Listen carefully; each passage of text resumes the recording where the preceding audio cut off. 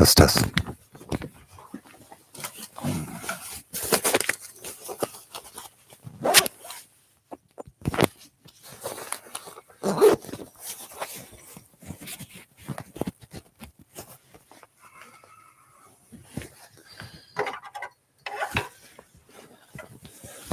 Good morning, wanderers.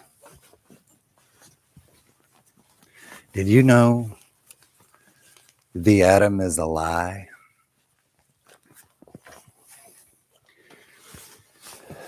And this, of course, can be proven in a certain sense. And so it is my intention to offer the articulation that proves the atom is a lie. In this morning's broadcast, live outside Lakeside, I am Oz, and this is Wanderer Radio. The atom is a lie. That is a real sexy title. Willfully so. But I do believe that this articulation does back it up. What is significant about what not significant, but I think the primary use of what I am sharing today, I believe that this fits in a certain space. It fits in a conversation with a material thinker or a skeptic, so to speak. Now, I don't evangelize, nor do I believe evangelism works or suggest it as a pathway. So when I say material thinker or skeptic, it can kind of sound like I'm talking about a situation where one might try to push something like this upon that person to challenge them. That's not really the kind of thinker that I find best for this.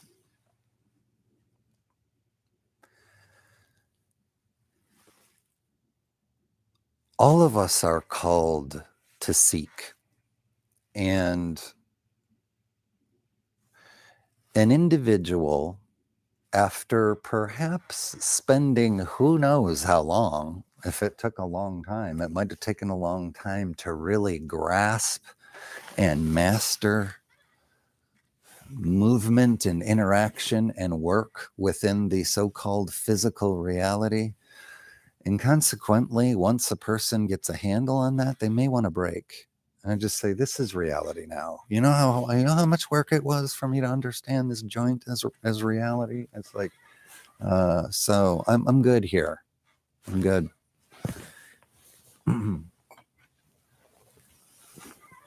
Such people, of course, should be allowed to be good.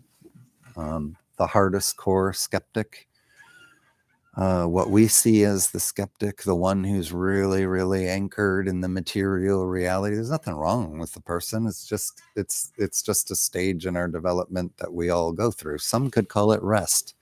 The person is resting there. They don't want to challenge their concepts of reality right now and flip the apple cart over. Maybe they've got meetings to attend to and things to deal with, kids and stuff like that. It's just like they don't need to work on breaking their reality.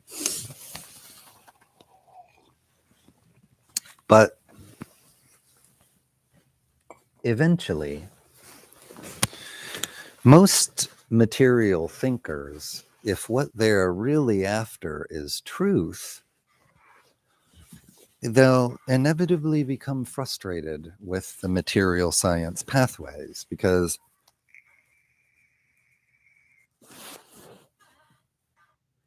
just as one example, we don't know what 95% of the composition of the material universe is.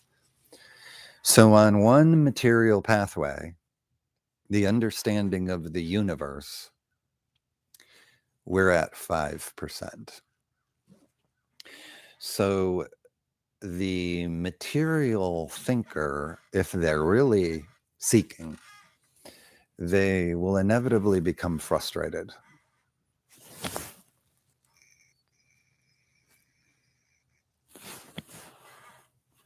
I know this. I've always been a bit of a esoteric thinker, but I've been a material thinker as well. And so when the material sciences and the material world explanation fail to answer the question, how does this all work? First and foremostly, in terms of what their ascribed mission is, explaining how all of this works, they fail at that. And absolutely fail on every pathway in getting us closer to who we are and what we're doing and why we're here. They're really not getting any closer to that at all.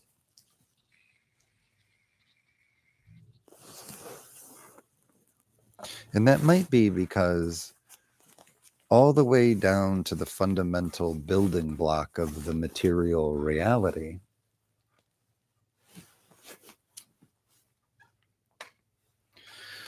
we find a distortion at the absolute bedrock. The atom is not there. It's not there the way they say it's there. It's not there. There's no rubber ball. There's no matter there. There's nothing there. Ultimately, there's nothing there except math. There's math computations that explain that something's there. So,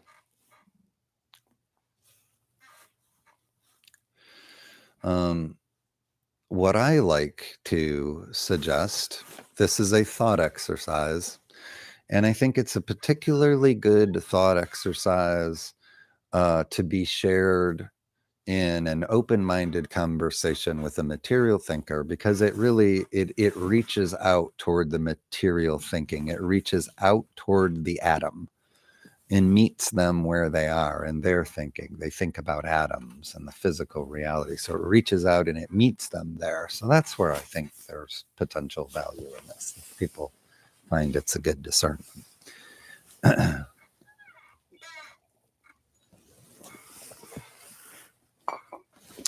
People who are, if I lay down the gauntlet in some scenario and saying the atom is a lie,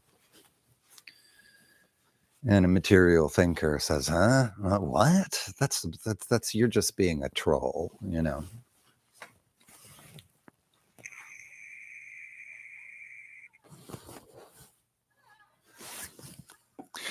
My suggestion is, and maybe I've expressed this before on the channel, I'm not sure, but my suggestion is to defer to the judging.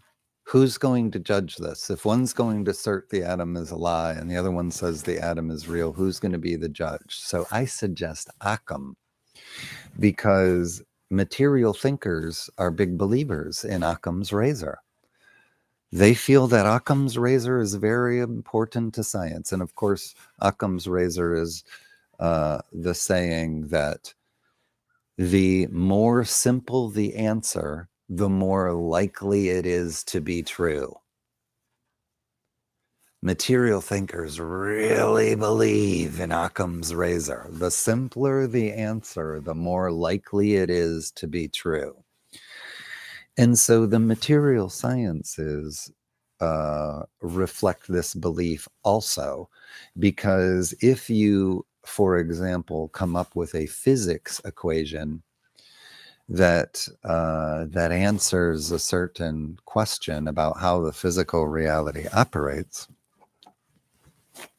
if somebody comes along later and they write a shorter equation that is more elegant and answers the same question, that equation will be seen to be superior and will override the former one in usage to calculate what is being calculated. So the simpler answer is more true, gets us there more efficiently, and Occam is the judge or his razor.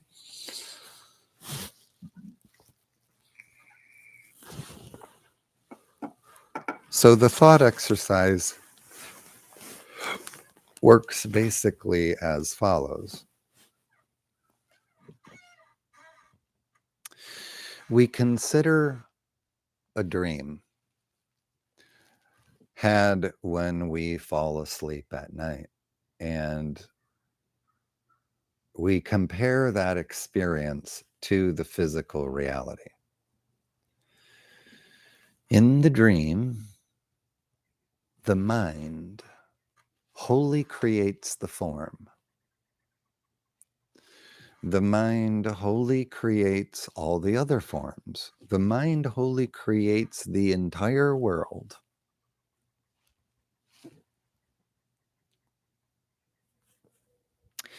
And it's such a convincing illusion that when we're in it, in the moment,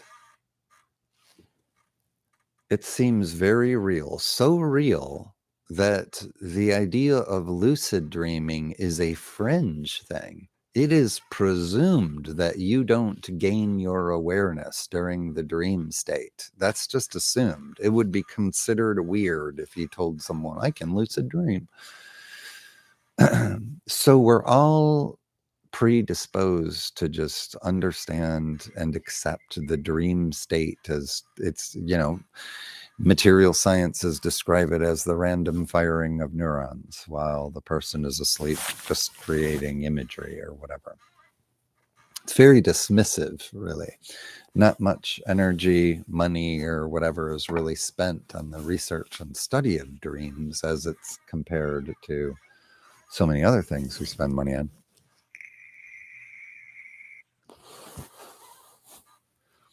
Isn't that strange? I mean, isn't it kind of incredibly fascinating that the mind can create the form, the experience, other people, voices? You can even think while you're dreaming. You ever remember what you were thinking in a moment of a dream? Isn't that strange? So that's kind of accepted, I guess, by everybody, that the mind is capable of creating an entire, absolutely visceral, believable world, needing nothing but mind alone. And then we have this model where we have this model of the physical reality. And we have 1,000 material sciences, and every one of them travel off on their little branches, and every one of them runs into a wall. And pretty much in every wall, it's some version of where the atomic becomes the subatomic or the quantum, where all of a sudden the rules don't apply anymore. They seem totally arbitrary and whatever. And so the material sciences crash into this wall and can never really answer their efforts to create a coherent, comprehensive explanation or mathematical construction that explains how all this works. And it itself, as an explanation, works and keeps working and stands the test of the scientific barrage of critical thinking that will hopefully engage with it.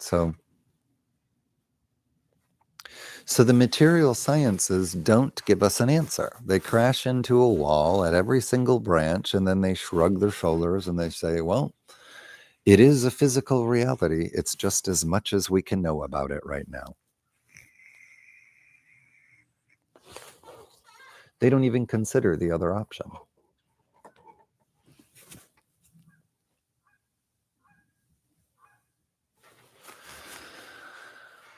So, my question to the wanderers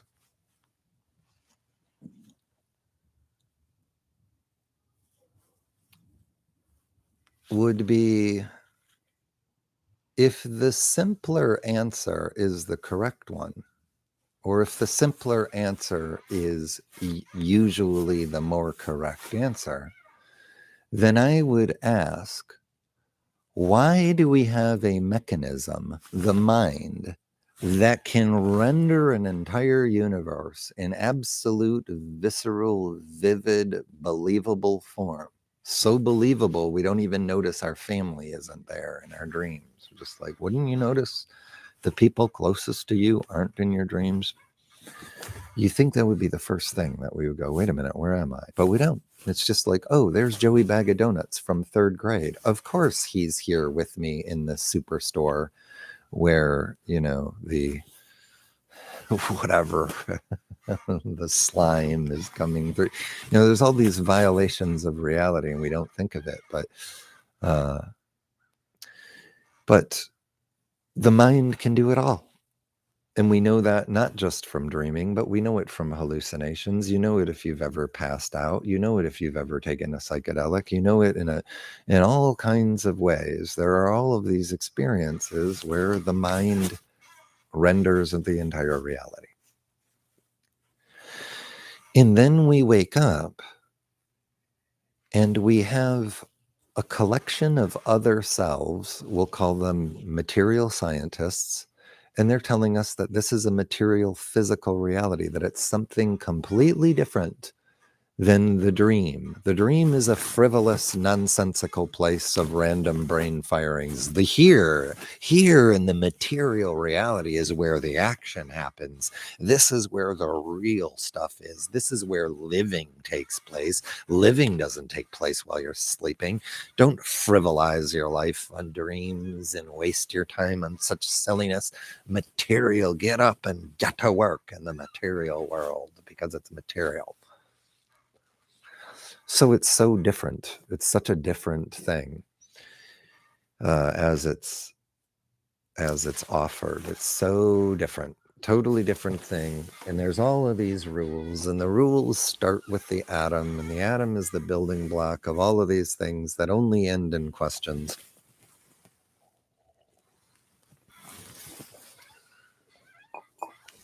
And so one could ask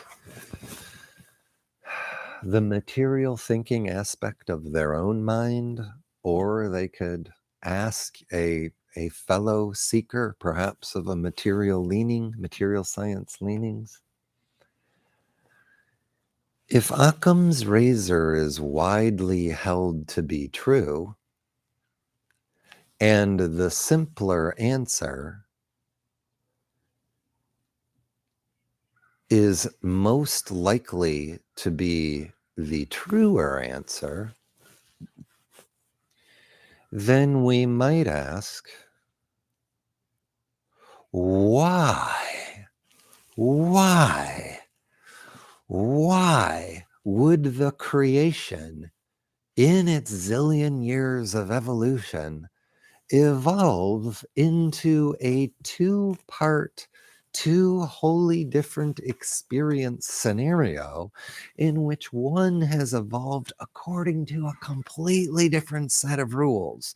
One whole half of it has evolved according to atoms connecting and smashing with other atoms, and physics happening physically with a physical materialistic physical physics thing. And this is all happening on one side of the zillion years of creation, while on the other side we go into a sleep state, and the mind and mind alone creates all of that in its entirety, all by itself, needing nothing, needing not one single atom. An entire universe is rendered.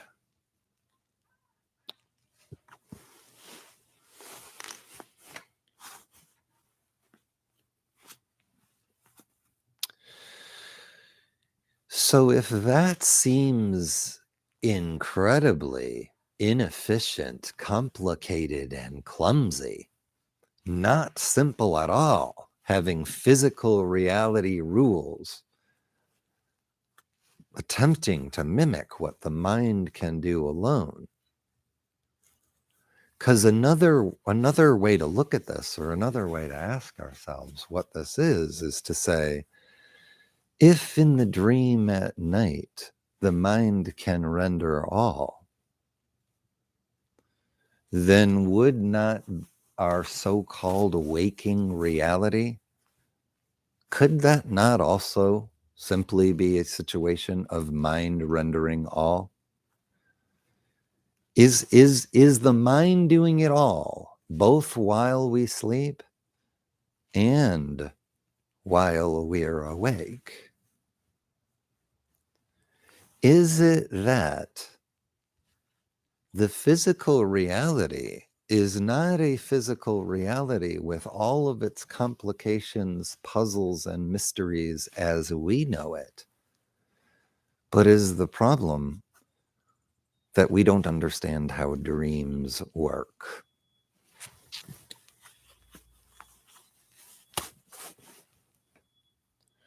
Oh, I know what a dream is. A dream is something I have by myself, and I manifest it completely, and everything's from my mind, and nothing is of anybody else.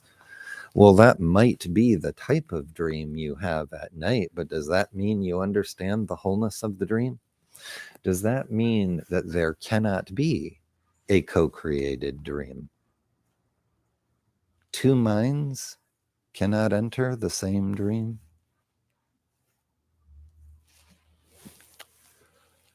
How can we prove that?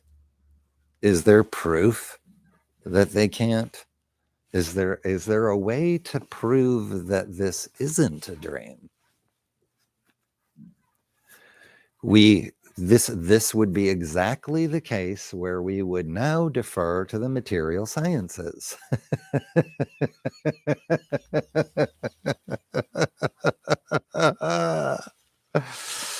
This is where the material sciences would now provide the proof that this is not a dream. But how can they do that when they crash into a mystery every direction they go?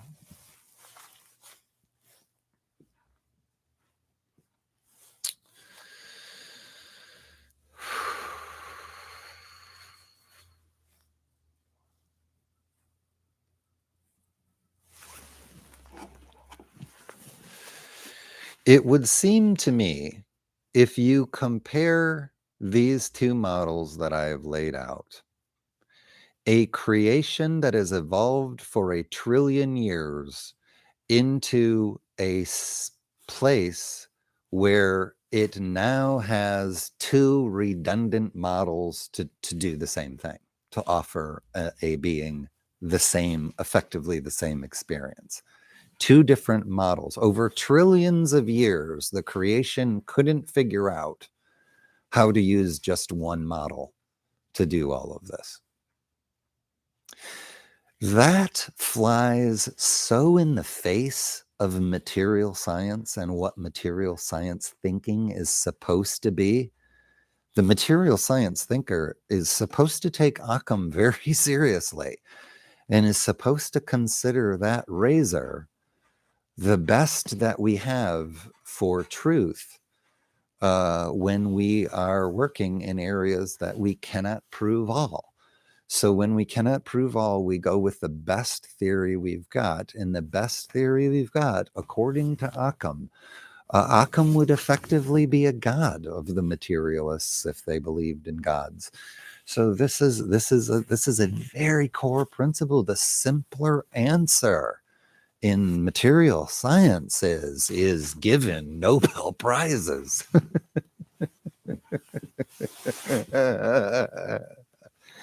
I'm waiting, Nobel Committee. I'll be sitting by my phone waiting for your call. Of course, I didn't come up with this. I'll have to give credit elsewhere, but yes. But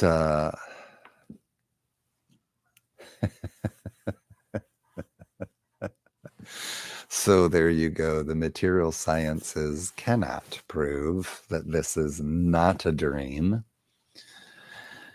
And therefore, a better understanding of what we call dream, and therefore both experiences being different variations of the same thing, something that is wholly created by mind.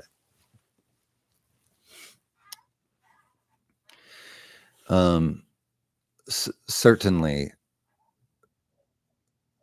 the simpler answer is that we don't know how dreams work. And if we understood them better, we would understand a co-created dream. And with that in mind, I'll share with you what I think an atom effectively is.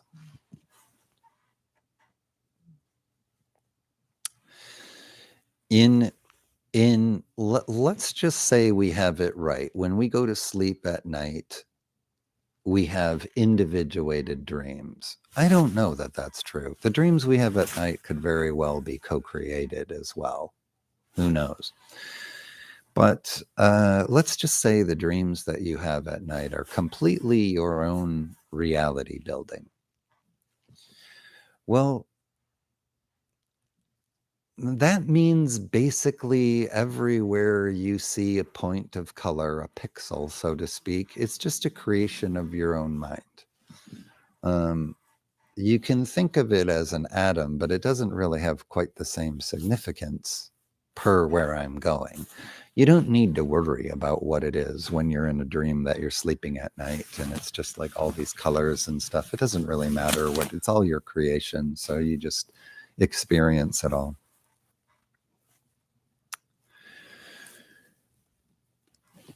When you leave that solo reality, so to speak, and enter into this reality, which for the purposes of this conversation, I'm just presuming to be this is the co-created reality, and that is the individuated reality.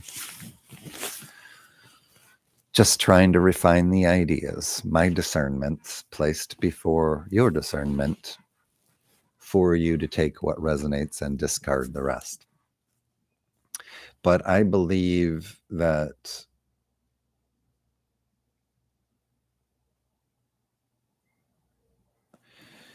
the atom really takes on a significance when it's a co-created reality, because effectively then we can say, not only do I see a point in space with specific properties, but I now have a way to share that with someone else and say, I identify that at this particular point in space-time, there's a thing there.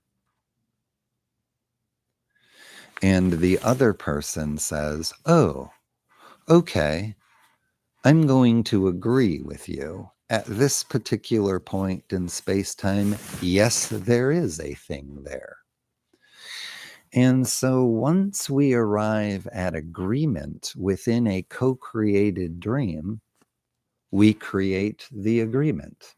The agreement of a fixed and settled point between two minds within this particular dreamscape manifests. They're manifesting. They co-create this point in space-time. And once there has been this creation that they are dreaming, they're dreaming the whole thing. They're dreaming it all up, as we all are. And that's okay. That's the nature of the creation. So they're dreaming it, and they're dreaming, and they're both sharing a dream that there is a point at a particular place in space-time. And once that fixed point, so to speak, or that fixed building block is agreed upon, it is then kind of accepted by the rest of the construct as what we call an atom. And of course, the atoms aren't stable. And this is because stability is based on the energy of consciousness, an ongoing effort to manifest a particular form. You can't just manifest the form in that moment. If you want it to stay the form, you have to keep focusing on it and keep manifesting. If you don't, it's going to do its own thing. and just nobody's holding those dots together in the dream, so to speak. So the dots start floating away.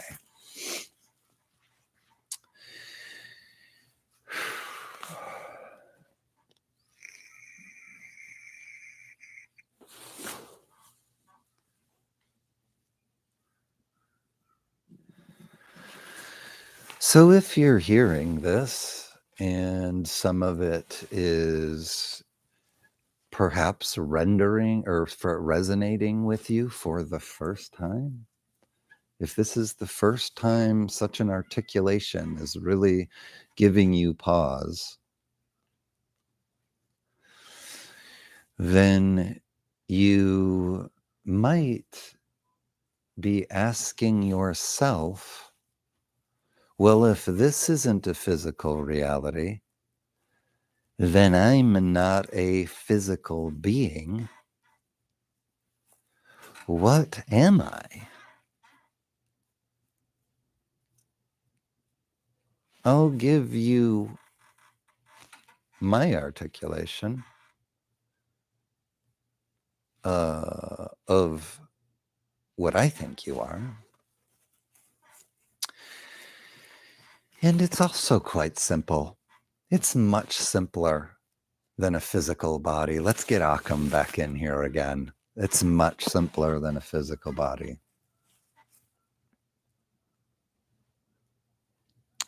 You are the stuff that dreams are made of.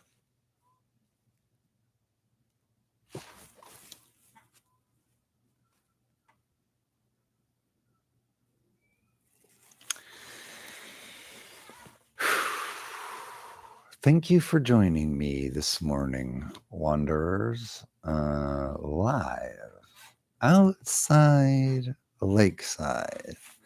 I am Oz, and this has been another broadcast of Wanderer Radio.